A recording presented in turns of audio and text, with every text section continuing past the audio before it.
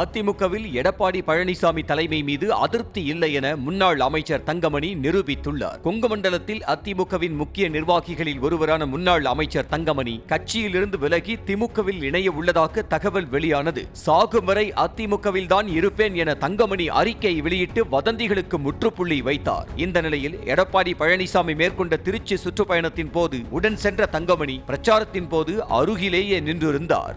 நிகழ்ச்சியிலே கலந்து கொண்டு சிறப்பித்துக் கொண்டிருக்கின்ற முன்னாள் அமைச்சர் கழக அமைப்பு செயலாளர் சகோதரர் திரு தங்கமணி அவர்களே, திரு ஸ்டாலின் பல கூட்டத்திலையும் அறிக்கையிலையும் தொலைக்காட்சியிலையும் பேசுவது திராவிட முன்னேற்ற கழக தலைமையில் எங்களுடைய கூட்டணி வலுவா இருக்குன்னு சொல்றார்.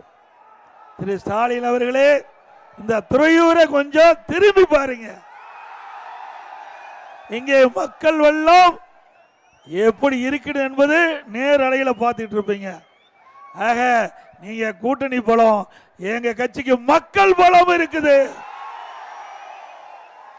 ஆகவே தேர்தலிலே யார் ஆட்சிக்கு வர வேண்டும் என்று நிர்ணயிக்கக்கூடியவர்கள் பொதுமக்கள். அந்த பொதுமக்கள் எங்கள் பக்கம் இருக்கின்றார்கள். செய்திகளை உடனுக்குடனும் துல்லியமாகவும் தெரிந்து கொள்ள சப்ஸ்கிரைப் பண்ணுங்க.